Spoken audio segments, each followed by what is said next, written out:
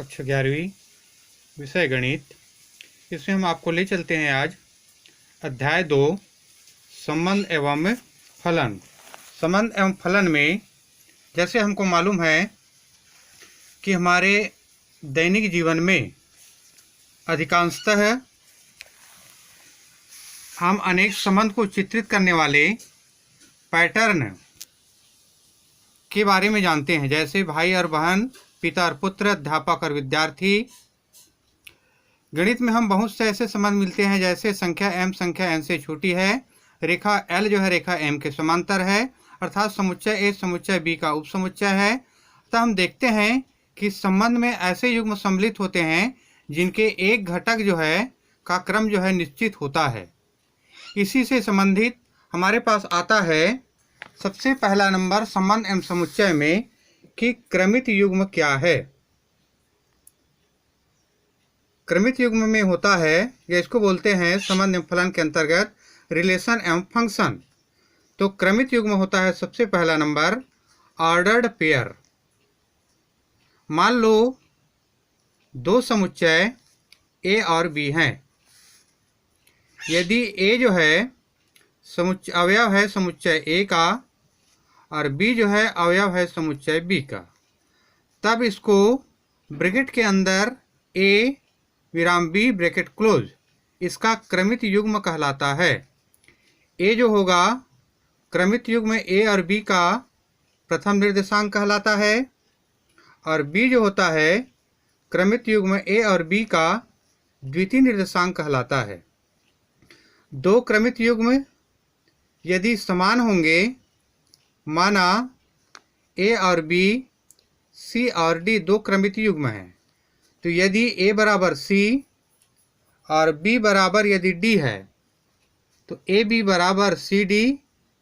यदि और केवल यदि A जो है C के बराबर हो और B जो है D के बराबर हो, तो इस तरह का युग्म जो कहलाता है क्रमित युग्म कहलाता है। क्रमित युग्म के बाद अगला आता है आपका इसी में कार्तीय गुणनफल, कार्टेशियन प्रोडक्ट, कार्तीय गुणनफल। यदि A जो है अवयव है समुच्चय A का और B जो है अवयव है समुच्चय B का, के अवयवों के सभी क्रमित युग्म A और B का समुच्चय A और B का कार्तीय गुणनफल कहलाता है। इसे A क्रॉस B से प्रदर्शित करते हैं। मैंने बताया कि यदि A जो है अवयव है समुच्चय A का, B जो है अवयव है समुच्चय B का, के संबंधों के सभी क्रमित युग्म A और B का समुच्चय A और समुच्चय B का कार्तीय गुणनफल कहलाता है। इसे A क्रॉस B से प्रदर्शित करते हैं।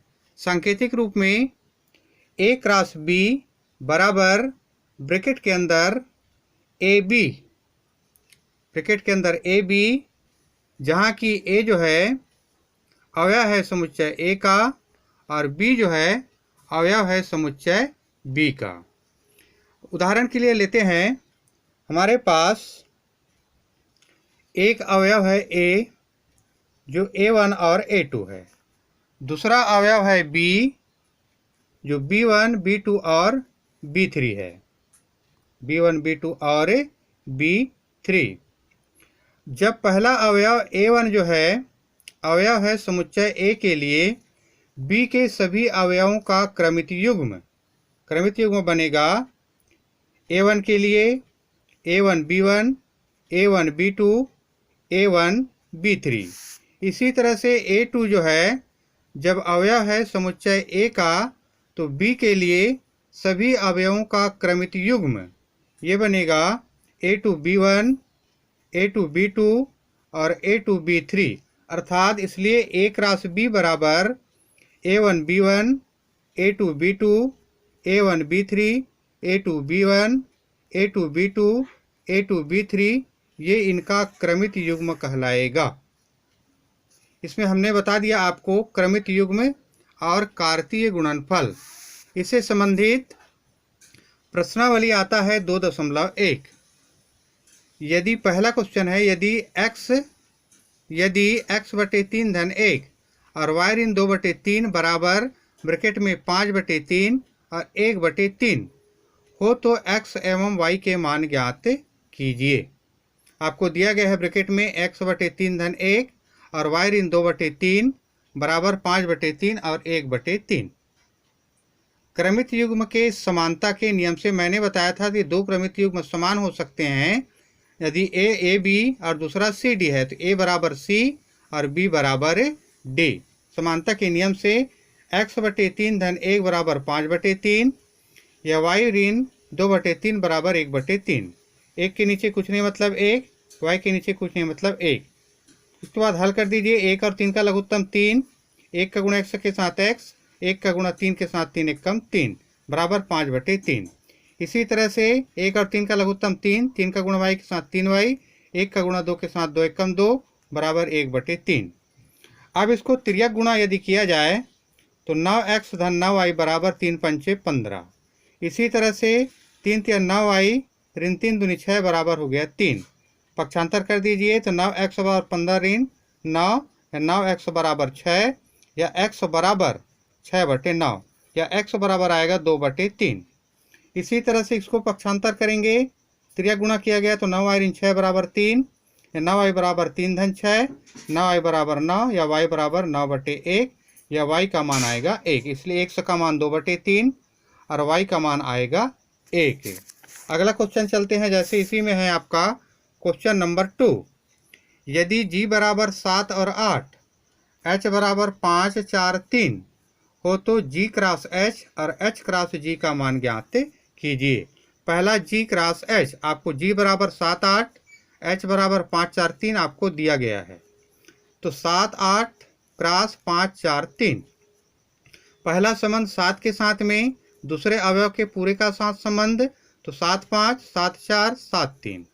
इसी तरह से 8 का दूसरे युग्म 5, 4, 3 के साथ संबंध 8, 5, 8, 4, 8, 3। ये g cross h, h cross g लिया जाए तो 5, 4, 3 का दूसरे के साथ संबंध 7 और 8, तो 5 का 7 और 8 के साथ संबंध 5, 7, 5, 8। 4 का 7, 8 के संबंध 4, 7, 4, 8। 3 का 7 के साथ संबंध 3, 7। 3 का 8 के साथ संबंध 3 और 8। क्वेश्चन नंबर इसी में 3 है। यदि समुच्चय A में 3 अवयव, समुच्चय B में 3, 4, 5 हो तो A क्रॉस B ज्ञात कीजिए। आपको दिया गया है समुच्चय A में अवयवों की संख्या Na बराबर 3, समुच्चय B में अवयवों की संख्या 3, 4, 5 बराबर 3। तो Na क्रॉस B बराबर Na क्रॉस NB, 3 गुणा 3 बराबर आएगा 9। तो A क्रॉस B में अवयवों की संख्या होगी 9। इसी कड़ी में आगे चलते हैं। क्वेश्चन नंबर आपका आता है 5। यदि A बराबर ऋण 1 और 1, तो A क्रॉस A ज्ञात कीजिए। पहला A क्रॉस A ऋण 1 गुणा 1 और 1, तो ऋण 1 का संबंध ऋण 1 के साथ, ऋण 1 का संबंध 1 के साथ। उसके बाद दूसरा 1 का संबंध ऋण 1 के साथ और 1 का संबंध 1 के साथ, 1 और 1। A cross A, A cross A का मान आया है 1, ऋण 1 ऋण 1 ऋण 1 1, 1 और ऋण 1 और 1 और 1 क्रॉस हो जाएगा ऋण 1 और 1। तो ऋण 1 और ऋण 1 का संबंध ऋण 1 के साथ, ऋण 1 ऋण 1 ऋण 1, ऋण 1 और 1 का संबंध 1 के साथ, ऋण 1 ऋण 1 1, ऋण 1 1 और ऋण 1 का संबंध होगा ऋण 1 1 और 1 1, ऋण 1 ऋण 1 1, ऋण 1 1 1 1, ऋण 1 1 1 और 1। इसी कड़ी में आगे है आपका क्वेश्चन नंबर 7। अगले वीडियो में बताऊंगे इसको, क्वेश्चन नंबर 7।